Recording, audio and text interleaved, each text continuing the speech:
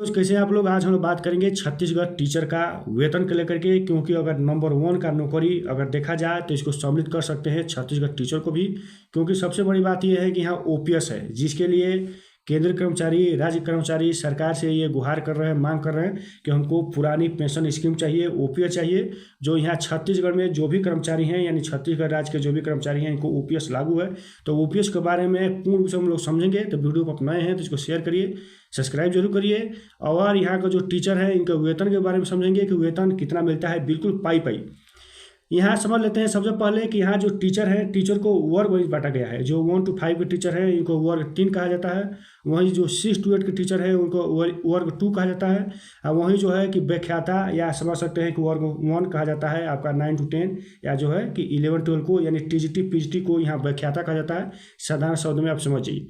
रही बात यह है कि जो हम लोग बात इसमें चर्चा कर रहे हैं कि 6 to 8 का, यानी वर्ग 2 के टीचर का, तो बेसिक शुरुआती दर में रहेगा 35,400। डीए जोड़ेंगे तो डीए यहाँ भी मिल रहा है 50%, लेकिन हम लिखे हैं 53%, क्योंकि समझ सकते हैं कि जब केंद्र में 53% डीए मिल रहा है तो यहाँ भी मिल ही जाएगा। लेकिन 53% डीए जोड़ने के लिए, समझने के लिए जोड़ दिए हैं। तो 35,400 पर अगर 53% डीए जोड़ेंगे तो ये होगा 18,762। एचआरए की बात करते हैं तो एचआरए छत्तीसगढ़ में मिलता है 7%। तो अगर 35,400 पर 7% एचआरए जोड़ेंगे तो ये 2,478 रुपया।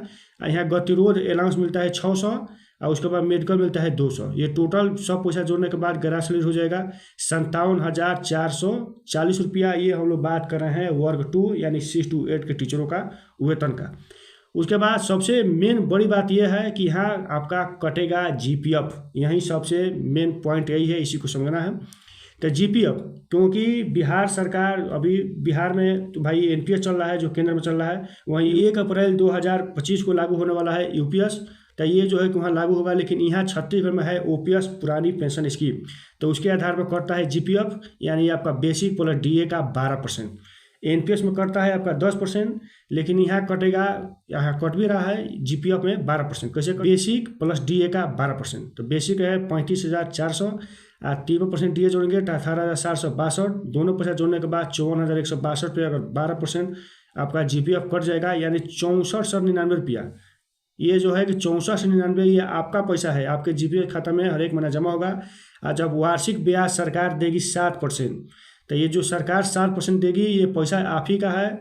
इसमें यह है कि जब आपको कभी शादी पड़ा, विवाह पड़ा या घर बनवाना है, तो आप 40 से 50% आप निकाल सकते हैं। जितना पैसा बचा रहेगा, जब आप रिटायरमेंट होंगे तो सब पैसा आपको मिल जाएगा। ये पैसा ये दूसरे का बिल्कुल नहीं है, ये टोटल पैसा आपका है। और उसके बदले आपका ओपीएस में पेंशन कैसे मिलेगा, इसके बारे में समझ लेते हैं। ये जो बेसिक है, तो बेसिक जब रिटायरमेंट आप होंगे तो उस कंडीशन में बेसिक जितना बढ़ा रहेगा, इसका 50% बेसिक का। और उसके बाद डीए जितना रहेगा, तो जितना यहाँ बेसिक रहेगा इसका 50% में ये डीए जोड़ देंगे। तो डीए जोड़ेंगे तो ये जो है कि टोटल आपका पेंशन बन जाएगा। ये है ओपीएस का फ़ायदा। तो इसमें ओपीएस ये जो है कि छत्तीसगढ़ में मिल रहा है।